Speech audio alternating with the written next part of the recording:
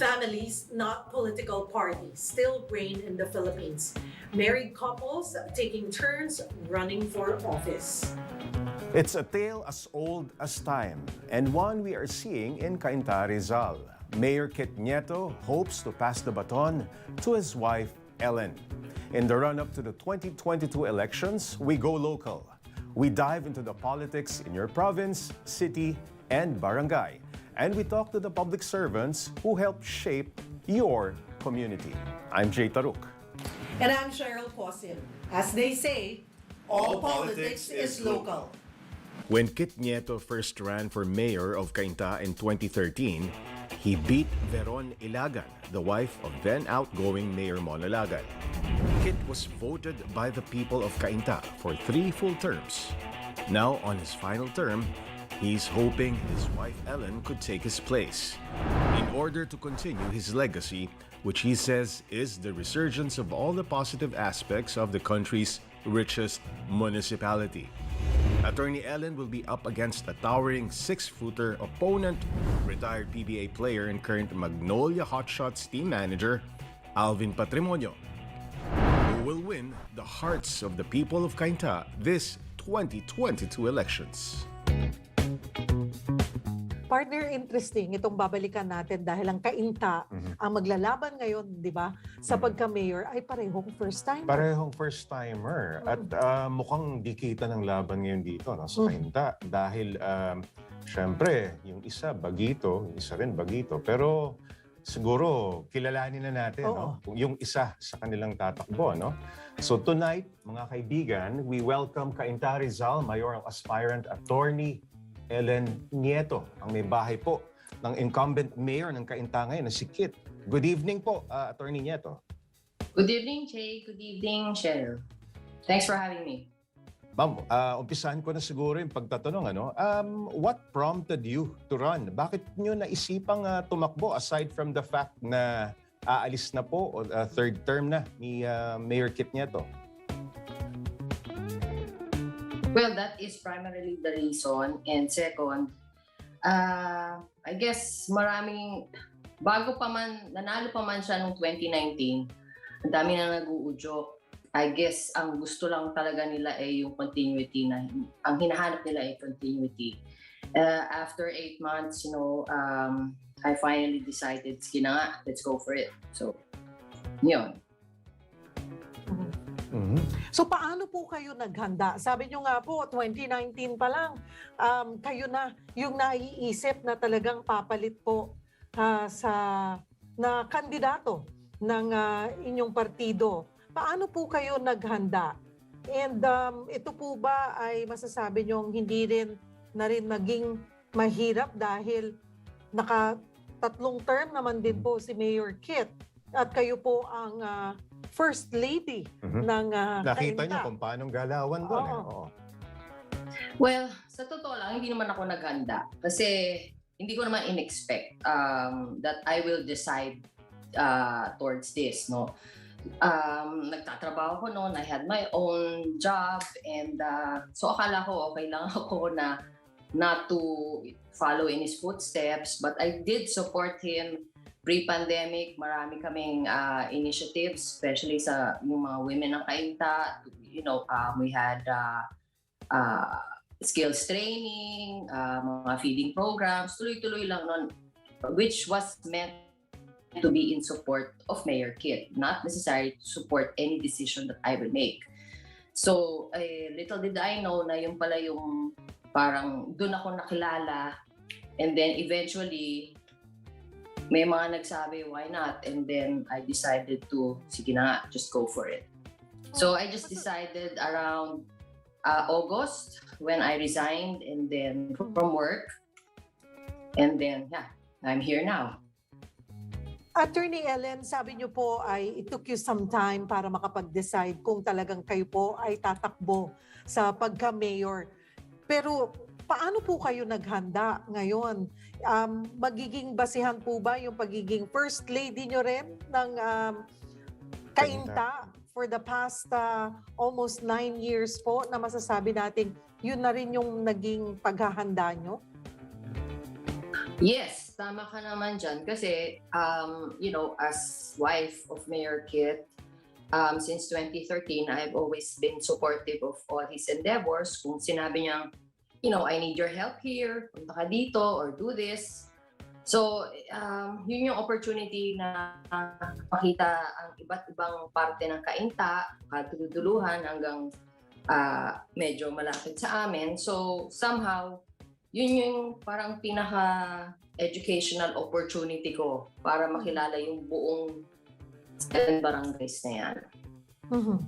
Pero how active po kayo bilang First Lady po ng Cainta? Kayo rin po ba yung mga katulad po ng ibang mga First Lady na talagang gumawa po kayo ng mga sarili nyong projects at mga programs? Or most of the time also, kasi nasa private sector din po kayo, nagtatrabaho din po kayo. Kumbaga may sarili kayong mundo.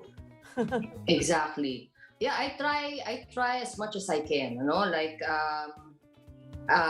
every Saturday I allot time para gawin yung ibang programs with skills training, feeding programs. But during the week, obviously I go to the office. At that time, I travel. So more on the part also of activating certain groups. If there's a skills training dito sa isang site, sige, bring the group there or make it available to a certain community sa barangay. Yung ganong levels lang. I can't say na magdamag ako na nakababad at that time. Attorney, dahil itong unang pagsabak niyo sa politika, your constituents would probably base or yung judgment nila sa pagboto sa inyo ay ibabase po dun sa mga accomplishments ni Mayor Kit Nieto since 2013. Ano po yung masasabi niyo na pinakamalaki o pinakamagandang proyekto o accomplishment niya sa Cainta para naman maalala ng mga boboto sa inyo? Halimbawa, kung i-consider po kayo. Number 1, yung hospital namin, yung Cainta Municipal Hospital, because prior to 2013, may isang maliit na hospital doon na ilang beds lang, walang specialization masyado. But now, we have several doctors, iba't ibang specialties. We're able to give yung malalaking laboratory and diagnostic needs. Dati wala yun eh. Because I remember may mga lumalapit na sa amin, even before 2013, we have to refer them to ibang hospitals outside Cainta. Through the help of my brother-in-law, si Jet Nieto. So, he was in this hospital, so we'd refer people there. But now, we have this one hospital na talagang specialized na, level up na siya. And yung hospital na yan ang nakatugon sa pandemya. Kung wala yung hospital na yan, I don't know how we would have handled ang COVID sa Cainta. Nandun ba, does that put pressure on you na kayo po ang may bahay ng incumbent mayor? Definitely, kasi yung expectations nila, it's as if na I have to be my husband. Yeah. Which is, in some aspects, hindi kami pareho ng personality. And I would say sa isang aspeto, we're total opposites. He's an extrovert and I'm not. So, at just the same, nakikerry naman eh. I am able to deliver on some aspects rin naman, and maybe on a lesser level sa personality. Mahihirapan ako dun sa pagka-extrovert niya. Yun. Ma'am, given na isang popular na basketball player, PBA legend po yung makakatapat niyo sa Cainta, saan po kayo magfo-focus sa inyong kampanya sa paglaban niyo po dito bilang mayor? Like I said before sa ibang interviews, it's my platform really would be continuity of all these Mayor Kit's programs and projects and sustainability of all the gains doon sa mga projects and programs na yun. So, unfazed po kayo, hindi kayo kabado o hindi kayo intimidated o hindi kayo apektado kung isang popular na basketball player gaya no. Okay lang. Yeah, okay lang. Kaya. Wala yan. Mhm.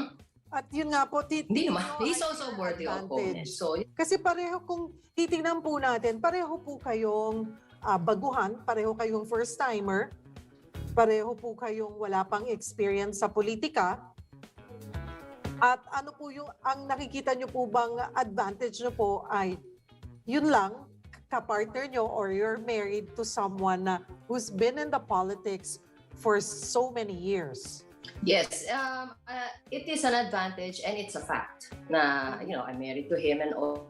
But we can't also forget the fact that, Mayor Kit lives and breathes Cainta. So, any point, kumbaga nananalaytay niya na sa dugo yan eh. So, in any interaction namin mag-asawa, pumapasok ang Cainta. So, I would know his heart and I would know his mind. And isa lang naman ang laman yan eh, all for the welfare of Cainteños. So, I know him by heart and I know his projects as well. So, it's a big advantage. Okay, we'll just pause for a short break. You're watching All Politics is Local. We'll be right back.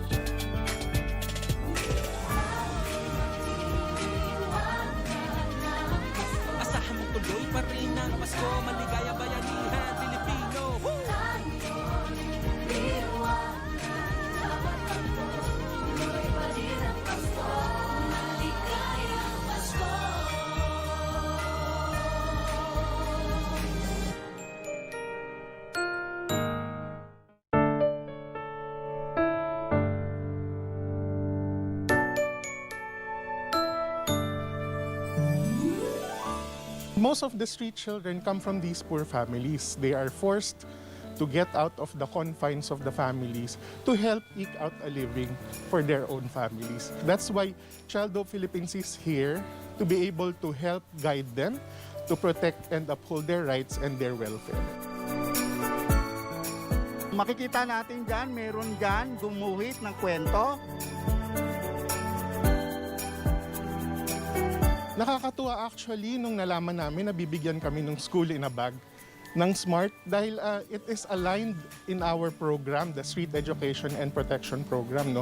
Kasi pumupunta kami sa streets para mag-educate ng mga bata at malaking tulong yon kasi for our alternative education sessions. Tayo'y maging liwanag ng Pasko, tulong-tulong tayo. Sobrang thankful kami at nagbigay ang SMART at PLDT SMART ng tablet dahil magagamit ng mga bata namin para sa bagong yugto ng pag-aaral nila. Isa po itong isa katuparan ng pangarap ng aming organisasyon na makapagbigay pa ng serbisyo para sa aming mga batang kalye. Liwanag, ikaw at ako, tuloy pa rin ang Pasko. Maraming salamat po sa PLDT at SMART. Dahil sa tablet na binigay niyo po ay patuloy po kaming makakapag-aral ng mga batang kalye.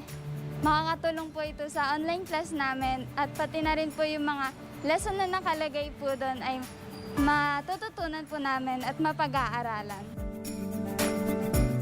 Nagpapasalamat ulit kami sa Child Hope Foundation dahil nga sa kanila naiparating din po ng PLDT SMART yung gusto naming effort na makatulong sa mamamayang Pilipino.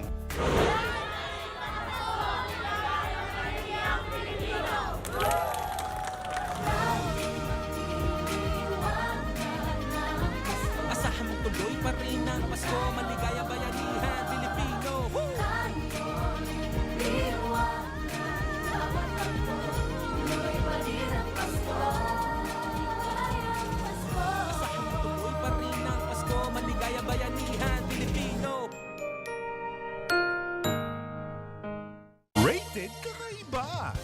maliit na bagay, grabe na yung ngiti nila, tuwang-tuwa na po sila. Rated Kilig! Love has no gender. It's not something that you should hide about. Rated Kakatuwa! Ang bago mong lupa't bahay! Ang best December ever ng bawat kaibigan, kabalitaan at kakampi sa buong Pilipinas! Handa na ba kayo? Rated Corina. Linggo, alas 7 ng gabi, dito sa 1PH.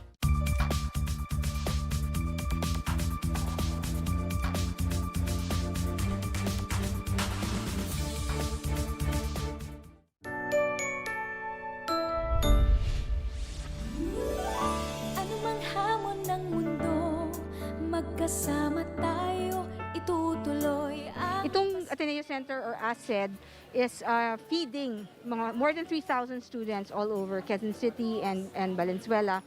At ito ay part of the education program na kasi nga para matuto ng mabuti yung mga bata, kailangan ng proper nutrition. So nakipag-partner kami ngayon sa kanila and we're giving fruits and vegetables to the families of the children. Para ngayong Pasko, kasama rin sila sa ating Tuloy Pa Rin ang Pasko. This feeding program started many years ago, and when the pandemic came, we shifted to food packs. Nagsimula kami with 500 school children from public schools. Tapos, dinagdag na rin dito yung mga bata in their first 1,000 days of life. Ngayon, 3,500 beneficiaries na yung nabibigyan natin every week ng food packs. Masayang-masaya kasi sobrang laking tulong po yan sa amin. Lalo na ngayon na medyo hindi namin ramdam na magpapasko. Ayun po, nararamdaman na namin na talagang Pasko na. Kasi maraming tumutulong sa amin na nagbibigay. Maraming salamat po sa naibigay ninyong tulong sa amin. More blessings po, more power, tsaka God bless din po. Sabihin natin ang budget lamang ay 90 pesos a week, 360 pesos a month. Hindi naman ganun kalaki yun. Sa tulong na yun, masasagot natin ang malnutrition ng mga bata. Kaya hinihiling namin ang tulong ng marami, kahit isang bata lamang. Kung 1 milyon Pilipino ay tumulong sa isang bata o 1 milyong bata ang matutulungan natin. Mula sa MVP Group, tuloy pa rin ang Pasko, maligayang bayanihan Pilipino. Asahan mo tuloy pa rin ang Pasko, maligayang bayanihan Pilipino.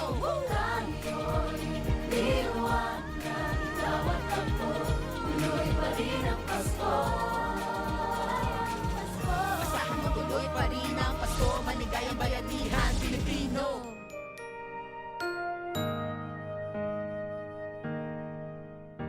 Mabuhay! Hi Manong G. Hi Mike and Fisher. Kumusta? Mabuti nakarating kayo dito. At kayo rin. Ako nga pala si Kuya Aldrin. Ako ang keeper ng RUR. Isa akong ecologist at isang explorer na katulad ninyo. Akala ko pumasok tayo pero biglang nasa labas na naman. Ang sarap ng pakiramdam na nasa labas, no? Nasa nature. Walang nasa labas ng nature. Tayong lahat ay nasa loob ng nature. My School TV. Mapapanood simula December 26, Linggo, alas 11 na umaga, dito sa 1PH.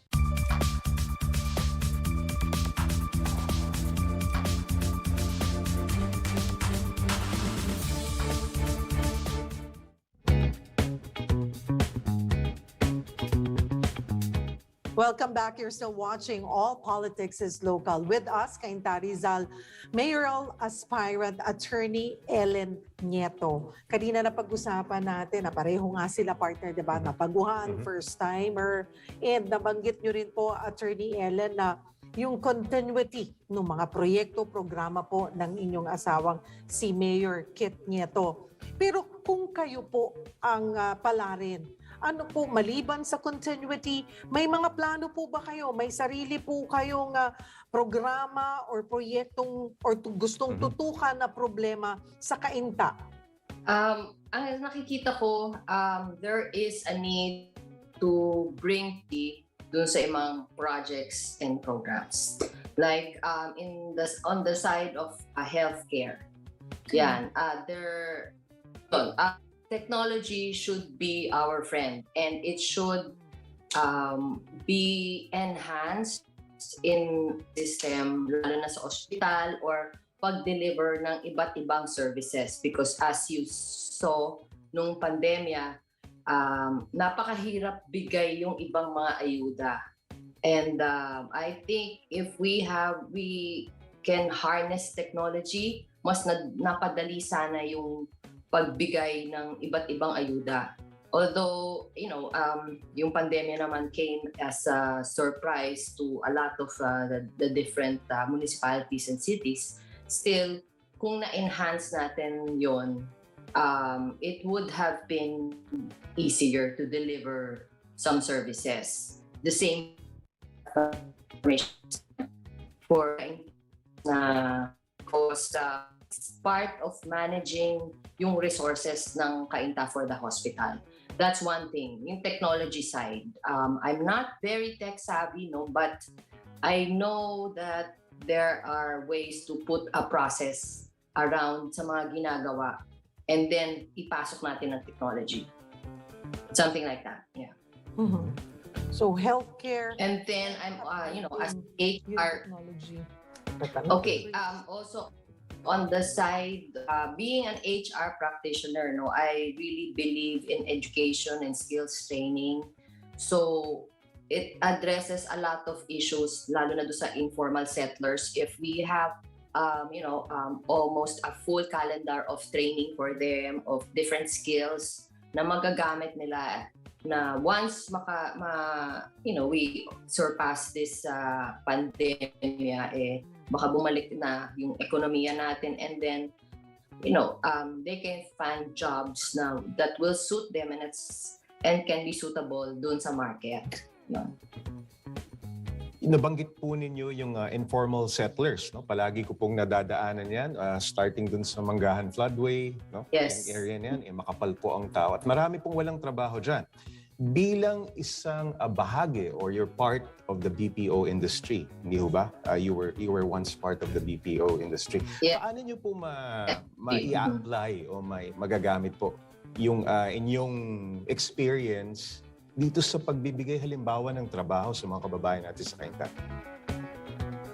Yes, in fact, I just took a look yung mga openings sa aming PESO office sa Cainta. So from there, that should be a useful gauge kung ano yung mga hinahanap ng job market natin. And then from there, you can build a training or a training calendar to make available lalo na doon sa mga informal settlers o yung mga talagang kailangan lang ng trabaho. TESDA partners well with the different learning institutes sa Cainta. It just stopped nung pandemya. Pero yun, I'd like to take a look at that and enhance it further. Mm-hmm.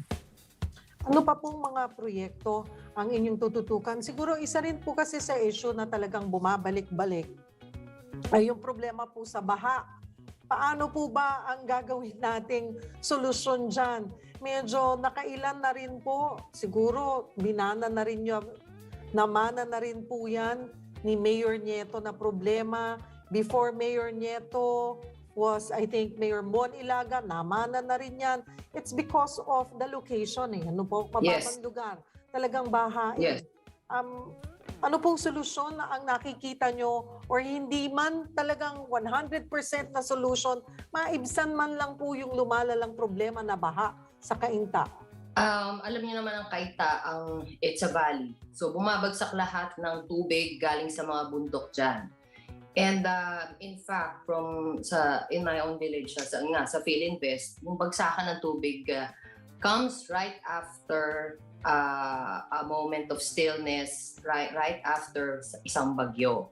Tapos biglang babagsak ang maraming tubig. And I'm just thankful now that there is this big project by DPWH along Marcos Highway. It's actually an interceptor. So I hope that helps, technically intercept all the water coming in from galing sa mga bundok. And then, aside from that, continuous naman ang paglilinis ng lahat ng mga esteros and tributaries sa amin, sa Cainta.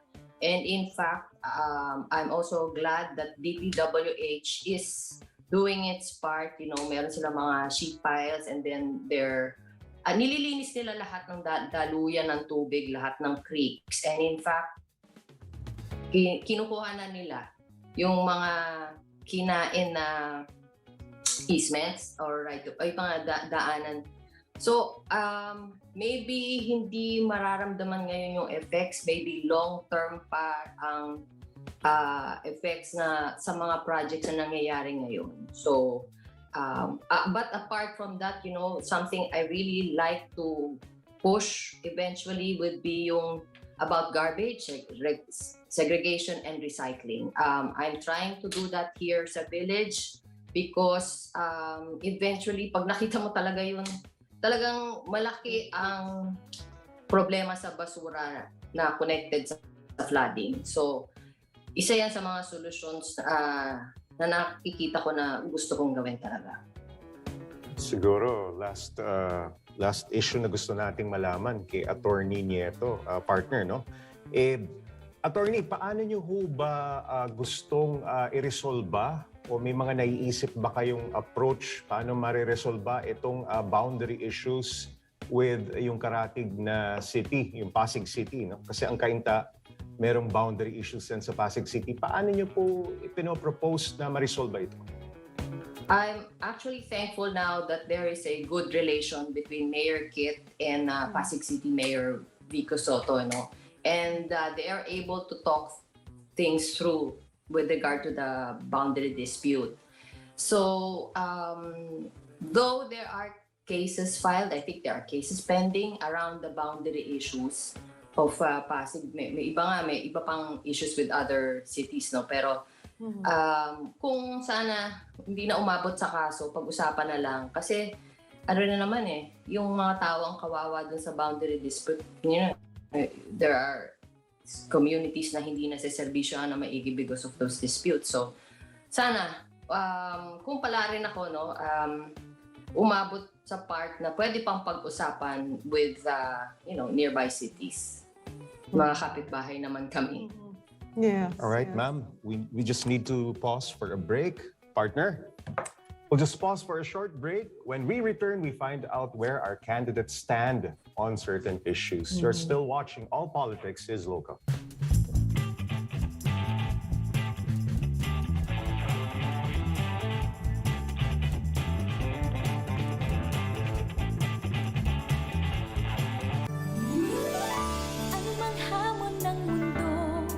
Magkasama tayo, itutuloy ang Pasko.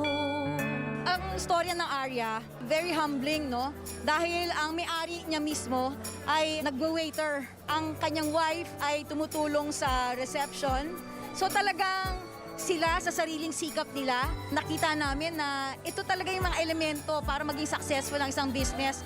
At nakikita mo na sa kanila pa lang ay meron ng puso sa pagsiserve at pag-entertain ng mga tao. Kapit sa pag-asa, sama-sama, pangarap ng isa't isa. Arya Gastropub is a beach-themed rooftop resto bar na located dito sa Quezon City. Kaka-open lang namin last October 18 and currently running 2 months pa lang dito sa business na ito. Nandito naman kami sa isang restaurant sa Quezon City, sa Arya, na kung saan namigay din kami ng Noche Buena packs para sa mga waiters, cooks, yung mga bouncers, security guard, valets. Narito't hawak kamay.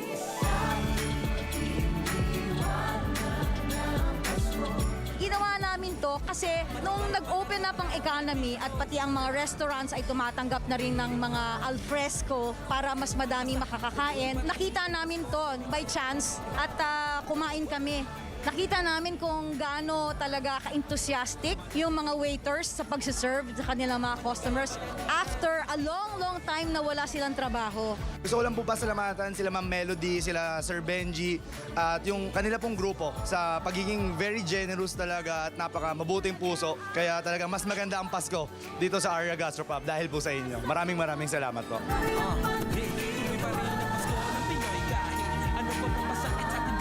Ang tuloy tuloy pa rin ang Pasko ay isang movement, no? Wala itong grupo or affiliation.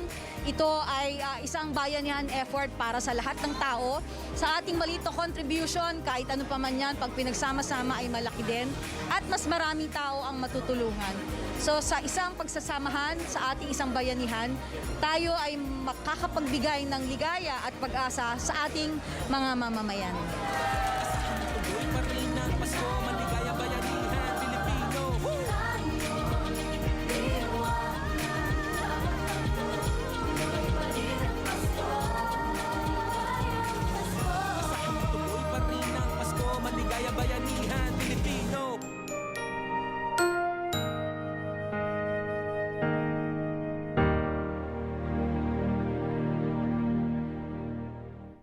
Mabuhay! Hi Manong G. Hi Mike and Fisher. Kumusta? Mabuti nakarating kayo dito. At kayo rin. Ako nga pala si Kuya Aldrin. Ako ang keeper ng RUR. Isa akong ecologist at isang explorer na katulad ninyo. Akala ko pumasok tayo pero biglang nasa labas na naman. Ang sarap ng pakiramdam na nasa labas, no? Nasa nature. Walang nasa labas ng nature. Tayong lahat ay nasa loob ng nature. My School TV. Mapapanood simula December 26, Linggo, alas 11 na umaga, dito sa 1PH.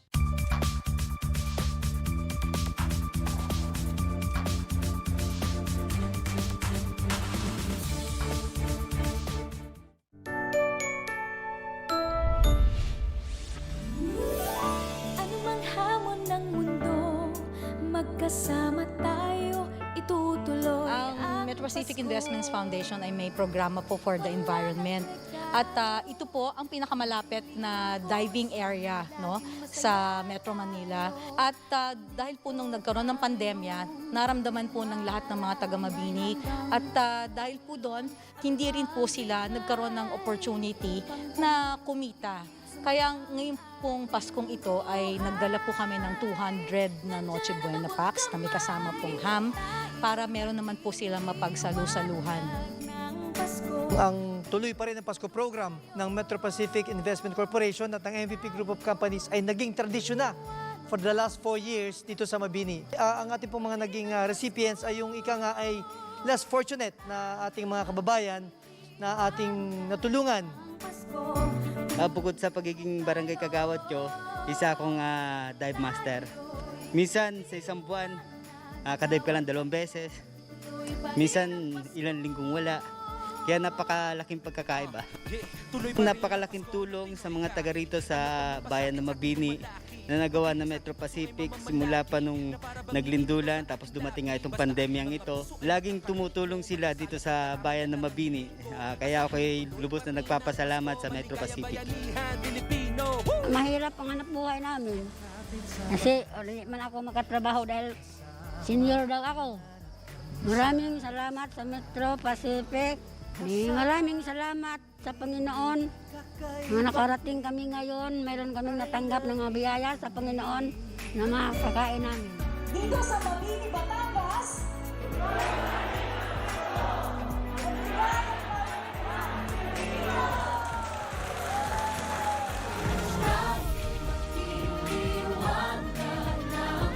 asahan mo tuloy pa rin ang Pasko, maligayang bayanihan Pilipino.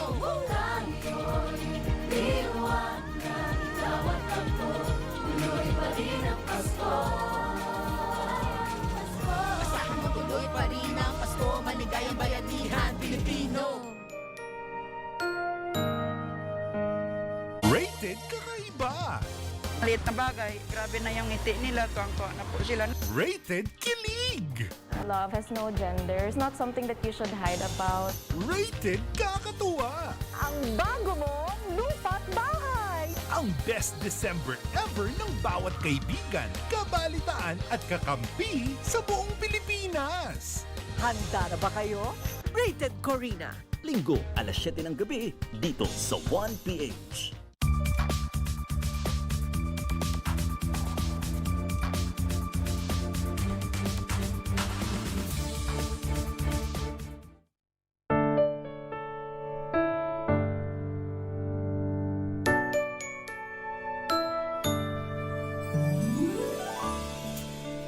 Ang Bignay Uno sa Sariaya, Quezon, isa lamang sa mga beneficiary ng race program ng Meralco, no? Sa pakikipagtulungan ng Meralco at ng local government unit, pati na rin ng community, ay nagawa natin na bigyan ng lehitimong serbisyo yung ating mga customer.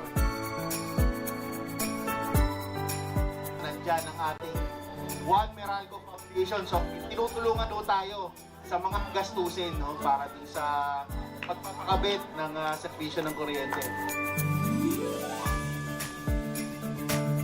Ang ating Meralco Electrification Program ay patuloy na pagtatalima doon sa direksyon po ng ating gobyerno na magkaroon ng 100% household electrification ang buong Pilipinas, gayon din po sa prangkisa ng buong Meralco. Tuloy pa rin ang Pasko ng Pinoy kahit ano pa mang pasakit sa ating bumalakid. Pag-ibig sa ating puso ay mamamalagi na para bang ngiti dito sa ating... Nagpapasalamat po ako sa Meralco dahil sa binigay nila sa aming tulong. Tuloy pa rin ang Pasko, maligayang bayanihan. Nagkaroon kami ng isang programa na tinatawag na Light Up Pilipinas kung saan kami mamamahagi ng solar lamps. Alam naman natin, Sariaya ay karamihan ay umaasa sa pangingisda. Napaka-importante nitong ilaw. Maliit man siya, pero napakalaki ng liwanag na ibibigay niya at pag-asa sa mga nakakatanggap po nito. Tuloy pa rin ang Pasko ng Pinoy kahit anong pamapasakit sa ating bumalakid.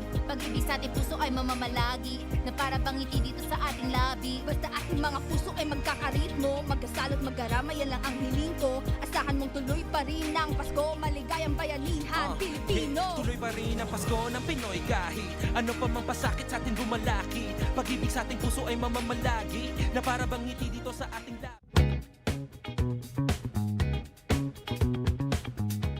Welcome back to All Politics is Local. Kasama pa rin natin si Cainta, City Mayoral Aspirant Attorney Nieto. Ellen Nieto. Aha. Okay.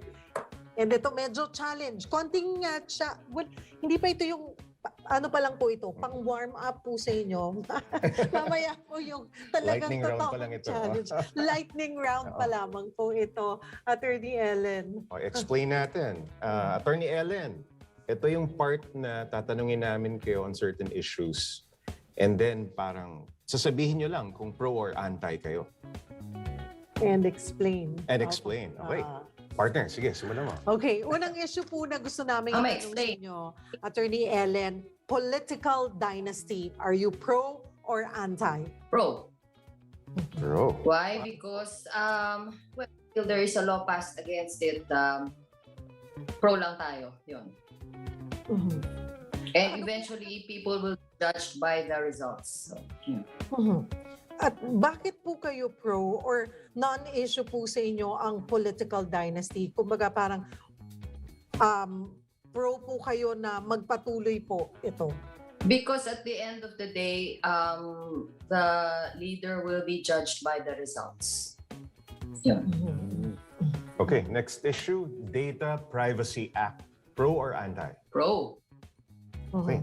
Because you know how much information has changed the past decades, and all information is actually it holds so much power, and it needs to be regulated.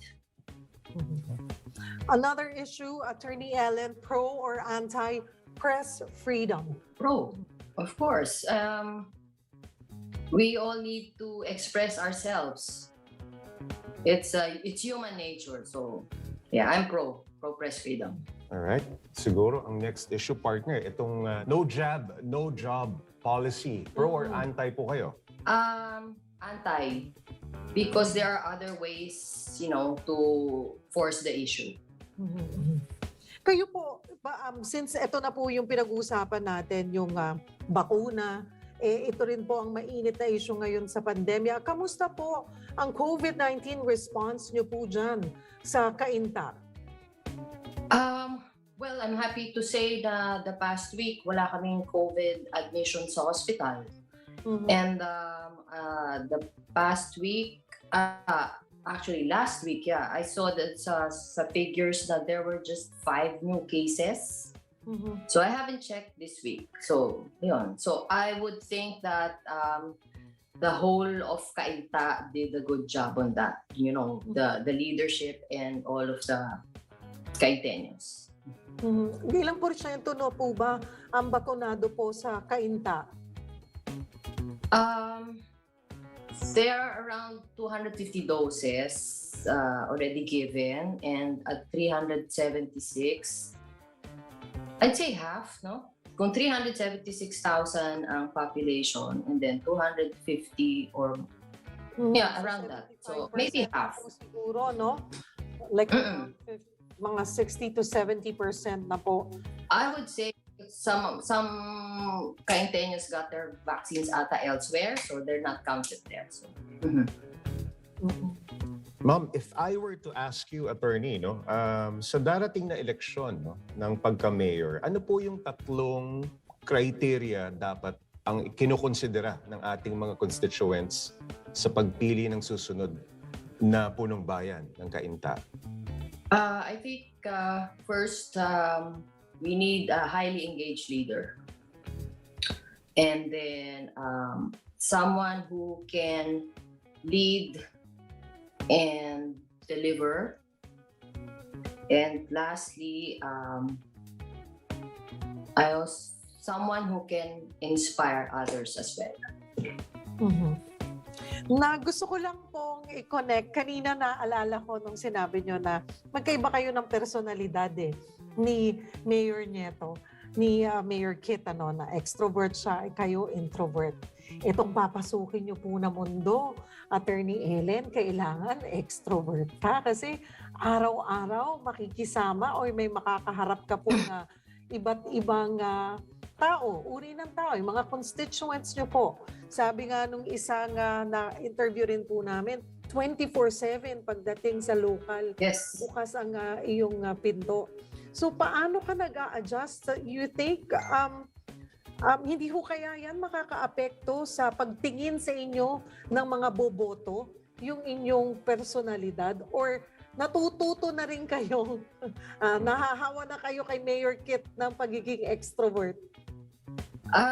I guess I can adapt. Yun naman yun. Naka-adapt na siguro din ako. I'm used to talking to people naman, to reaching out to them. Meron lang konting level ng hiya as in this interview. You know, parang there's that level. So, pero, you know, I've been working my entire adult life. So, it hasn't hindered me working. So, maybe meron lang I'd say just give me enough time for myself. Yun lang ang hinihingi ko. I know what I'm getting into. Wala dito 8 to 5 job like a usual work. So I am able to adapt naman. Adapt, including kasama yan yung mga pagbabatikos. Attorney Ellen, diba? I'm sure sanay na rin kayo. Siguro nung simula bilang may bago. Yes. Medyo mas sensitive ka, 'di ba? Parang mas sa mga criticisms. Paano niyo tinatanggap 'yon? At paano ka rin gaano ka na rin kahanda? Kasi I'm sure ngayon, tumatakbo pa lang, ikaw na ang nakakakuha ng mga mga issues, mga ibinabatong mga issue po sa inyo. Sa criticisms naman, pinipili ko lang kung ano yung dapat mong tignan. Like kung tinitira ka na sa aspetong personal or what, and wala namang connection sa trabaho mo or magiging trabaho mo, hindi mo papansinin yun. Pero pag sinasabi nila sa akin na mukha raw akong suplada, masyado raw akong matapang, yan, I take those things kasi sa totoo lang pero hindi na ako ganun ako suplada or matapang. Minsan tahimik lang siguro ako, kaya yun ang nila sa akin. Pero I'm able to break the ice naman, and sasabihin nila sa akin, akala ko suplada ka, hindi naman pala. So yun, effective naman pala. At partner, attorney, ituloy po natin yung ating lightning round. Eto, may mga issues pa tayo dito. Yung paglalagay po ng mga bike lane, at isama ko na rin, partner, yung motorcycle lane sa mga major roads ng Cainta. Kasi alam ko si Mayor Kit Nieto, rider din yan. Kayo ho ba ay pro or anti sa paglalagay ng mga bike lanes and motorcycle lanes sa Cainta po, major roads ng Cainta? Pro. Pro. Napaka-traffic na dyan sa For bike lane. Cainta. Napaka-traffic, ano? Medyo maliliit lang yung ibang kalye. Well, dun sa major thoroughfares, yes, dapat lagyan. Alright. Puntahan naman po natin. Sinasabi nyo nga po ay medyo may mga lugar, may mga roads kayo na makikitid. Eh yung pagpapalapad po, road widening, pero at the cost of cutting trees. Ano po kayo dyan? Pro or anti? Pro. Because meron namang pwedeng ipalit doon sa mga puno. Pero case to case din kasi merong mga puno talaga nakaharang na eh. Kumbaga mababangga na yung motorista and all. Hindi na talaga tama. So, generally pro. Attorney, doon naman sa issue ng pag-aalis o paglilipat ng mga informal settlers sa ibang lugar, kayo ho ba pro or anti? Pro sa certain areas. Like, yung talagang it's not safe for them to be in those areas, like waterways. Talagang kailangan ilipat yun. But there are informal settlers na, which is part of the housing project of Mayor Kit, na kung pwede bilhin yung lupa, binibili. Tapos, and then, mapupunta na sa kanila, huhulugan nila dahil. Paghuli na lamang po, Attorney Ellen, nasa pilot run po tayo ng face-to-face classes. Sa tingin niyo po ay tama na po itong gawin, lalo na come January, na handa na po tayo sa face-to-face classes. Are you pro or anti? Pro face-to-face classes on some days, not all 5 days. Bakit po? I think we need to go back to normal in the safest way, in the surest way. So, dahan-dahan para sa akin. All right, we'll just pause for a short break. You're watching All Politics is Local. We'll be right back.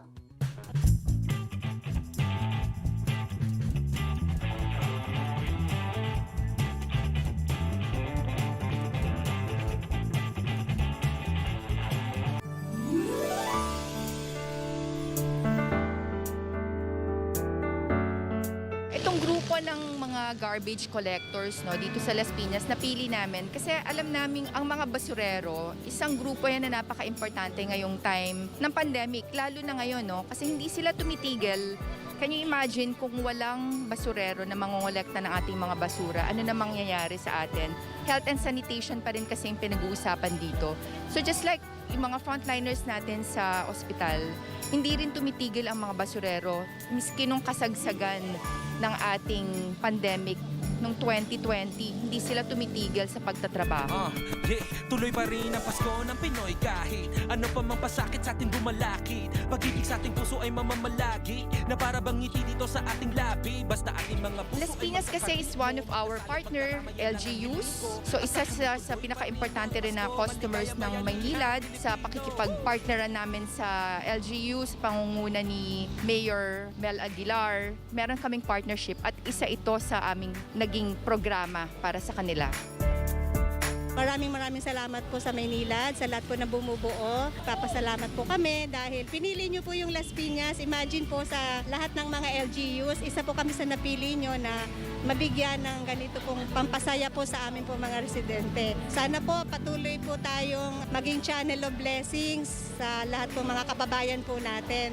So Maynilad, maraming pong salamat sa pagpunta nyo sa Las Piñas. Napaka-importante ng Pasko sa Pilipino, kaya kahit anong mangyaring delubyo or pandemya dito sa atin, kailangan pa rin nating i-celebrate, diba? At saka yung totoong diwa ng Pasko is sharing, and that's what we are doing, not only in Maynilad but the entire MVP group. Yun ang ating ginagawa, kaya tuloy pa rin ang Pasko. Asahan mo tuloy pa rin ang Pasko, maligayang bayanihan Pilipino. Woo!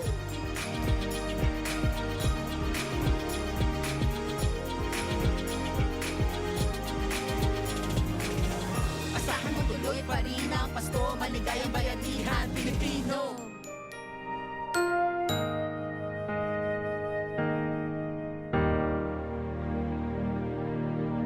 Rated kakaiba.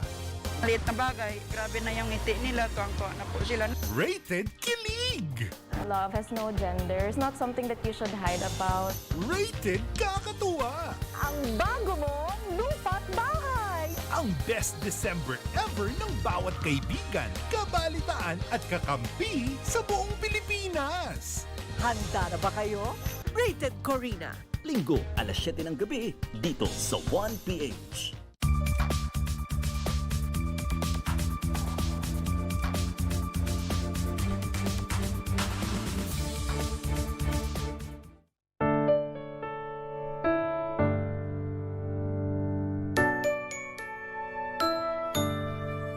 Ngayong pandemya, maraming pamilya ang talagang naapektuhan at isa mga bata sa tunay na nahihirapan lalong-lalo na kapag sila ay nasa ospital. Kaya naman minarapat ng Alagang Kapatid Foundation kasama ang Cignal Cares ng Cignal TV na magbigay ng tulong sa National Children's Hospital. Dahil sa kagustuhan ng Cignal TV na maging komportable ang mga frontliners, nagdagdag pa sila ng desktop computers, 2 metal cabinets at isang 3-piece sala set upang ma-upgrade ang Doctor's Lounge ng National Children's Hospital.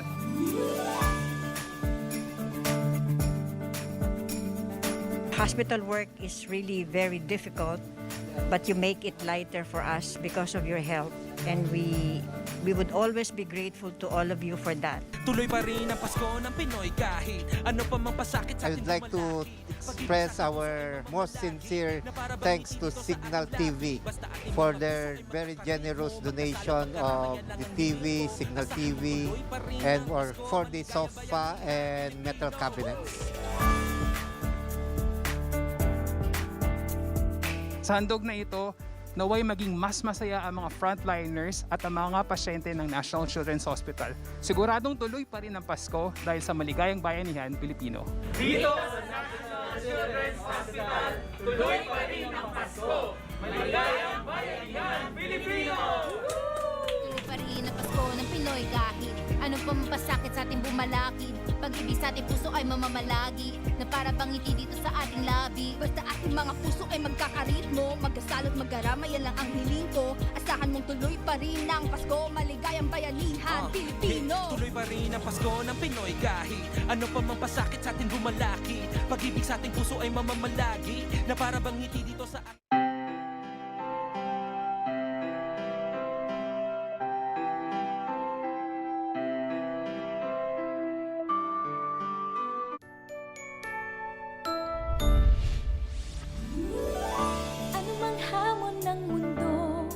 magkasama tayo, itutuloy ang... Itong Ateneo Center or ASED is feeding more than 3,000 students all over Quezon City and Valenzuela. At ito ay part of the education program na kasi nga para matuto ng mabuti yung mga bata, kailangan ng proper nutrition. So nakipag-partner kami ngayon sa kanila and we're giving fruits and vegetables to the families of the children. Para ngayong Pasko, kasama rin sila sa ating tuloy pa rin ng Pasko. This feeding program started many years ago, and when the pandemic came, we shifted to food packs. Nagsimula kami with 500 school children from public schools. Tapos, dinagdag na rin dito yung mga bata in their first 1,000 days of life. Ngayon, 3,500 beneficiaries na yung nabibigyan natin every week ng food packs. Masayang-masaya kasi sobrang laking tulong po yan sa amin. Lalo na ngayon na medyo hindi namin ramdam na magpapasko. Ayun po, nararamdaman na namin na talagang Pasko na. Kasi maraming tumutulong sa amin na nagbibigay. Maraming salamat po sa naibigay ninyong tulong sa amin. More blessings po, more power, tsaka God bless din po. Sabihin natin ang budget lamang ay 90 pesos a week, 360 pesos a month. Hindi naman ganun kalaki yun. Sa tulong na yun, masasagot natin ang malnutrition ng mga bata. Kaya hinihiling namin ang tulong ng marami, kahit isang bata lamang. Kung 1 milyong Pilipino ay tumulong sa isang bata o 1 milyong bata ang matutulungan natin. Dahil sa MVP Group, tuloy pa rin ang Pasko. Maligayang bayanihan Pilipino! Asahan mo tuloy pa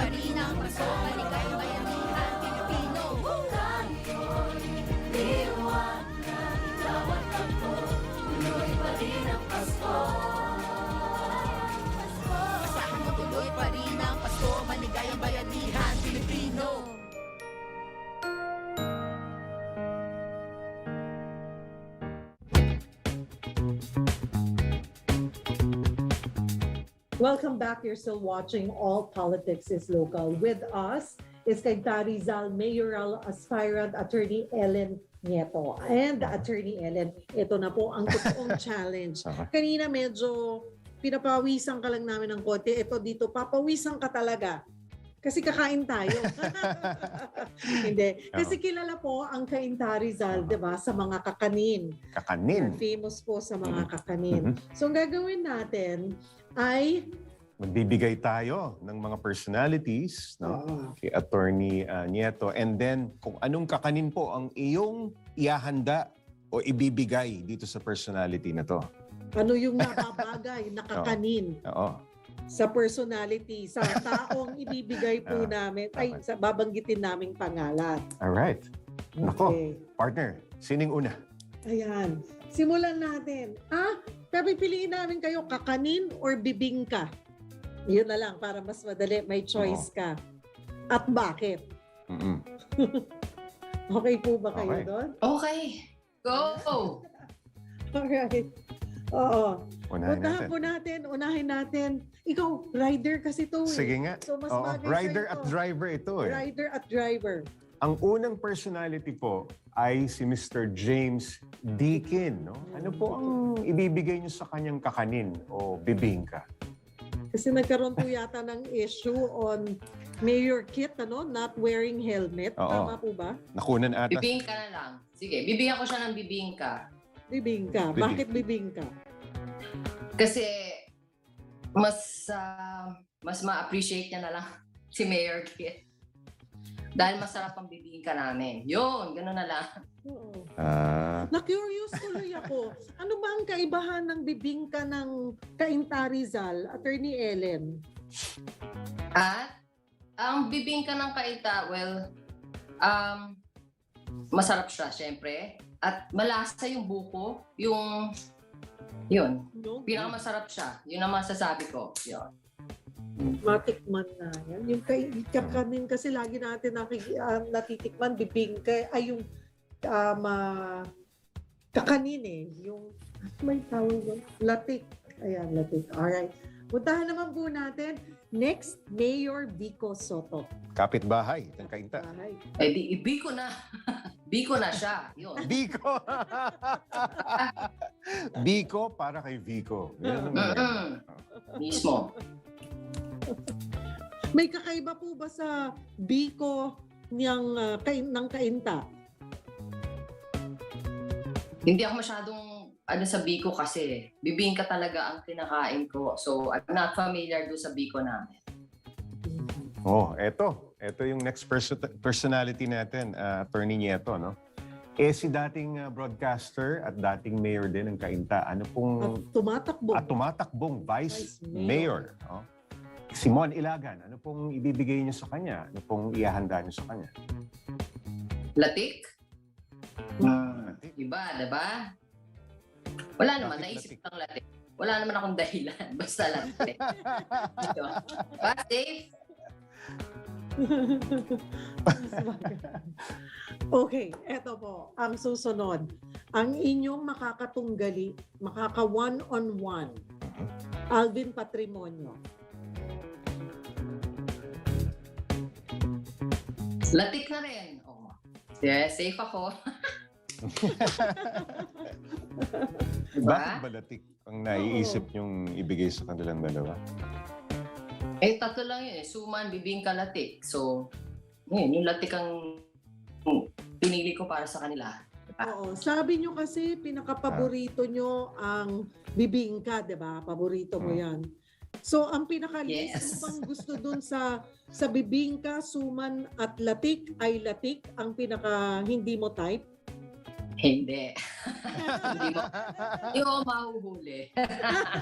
Hindi mo ako mahuhuli. Hindi naman. Dapat sila ay masarap, no? Yes. Kasi pag latik siguro, partner, baka magka-diabetes yung kakain, no? Pag napasobra. Kasi, di ba? Ganun ho ba, attorney? Yan. Di, maganda na rin yung sinabi mo, Sir James. Ang yun. Okay, eto na. Ang pinakahuli po ay siguro anong nababagay na kakanin o bibingka para kay dating mayor, outgoing mayor, Kit Nieto? Suman. O, diba? Suman. Bakit naman suman? suman? Kasi yung suman, nababalot yan nung dahon ng niyog, diba? O, ganun niya magmahal, binabalot niya. No, yun. Diba? Mhm. Oo. Pero- So, ganun ka din ba niya mahalin? Binabalot ka niya ng pagmamahal niya? Yes. O, diba? Yes. Lagi siguro siyang wrapped around his arms. Pero partner, kailangan mo ng asukal sa suman. Di ba? Oo. Walang lasa yan kung walang asukal. Parang lumalabas si Attorney Ellen ang pinaka-asukal. Yun pala. Diba? Ayun, yan. Yan ang maganda. Perfect. Perfect explanation. Thank you, Miss Cheryl. Kung suman si Mayor Kit, ang asukal ay si I see. Attorney Ellen. Yes, Siguro ganun niya nakikita yon. Salamat. Thank you for that. Perfect combination nga naman yun. Siguro po, panghuli na lamang ay sa mga taga-Cainta. Ano po ang ihahain nyo sa kanila at bakit po sa tingin nyo yun ang nababagay? Suman, bibing, kalatik. O, diba? Lahat. Kompleto. Para tuloy-tuloy ang piyesta, sumbintik. Oo nga naman, yun ang kanilang festival eh. Alright. Kayo po ay panghuli na lamang po from my end, ano? Kayo po ay tumatakbo. Sabi nyo nga po ay continuity ng programa ng inyong asawa. Pero hindi nyo rin po maikakaila, nabaguhan po kayo. First timer. And kahit po 9 na taon na nagsilbing mayor po ang inyong asawa, ay nagkaroon din po kayo ng sarili nyong mundo on the private sector. You continue to work sa private sector. Isa po sa issue or napapansin na hindi daw po kayo masyadong nakikita. Pero na-explain nyo po yan sa inyong pagiging introvert, yung inyong personalidad. Hindi daw po kayo masyadong naramdaman as First Lady sa Cainta. Pero kung ako po or yung mga nanonood sa atin ng mga taga-Cainta, bakit pipiliin si Attorney Ellen Nieto bilang susunod na mayor ng Cainta, Rizal? Sa mga dahilan lang po na unang-una, ako po ang magtutuloy lahat ng programa at proyekto ni Mayor Kit at lahat ng mga adhikain niya. Ako rin po ang sisiguro na lahat ng mga programang ito ay masustain natin sa kanilang level. At ikatlo, kung mamarapatin nila, dadalhin ko po sa next level lahat yun.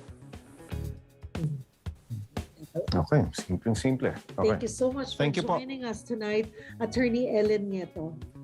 Thank you for having me. I had fun. I'm glad you had fun. Thank you po. We've asked the questions and gotten to know your candidates a little bit better. Cainta, Rizal, you decide. I'm Cheryl Cosim. I'm Taruc. This is All Politics is Local.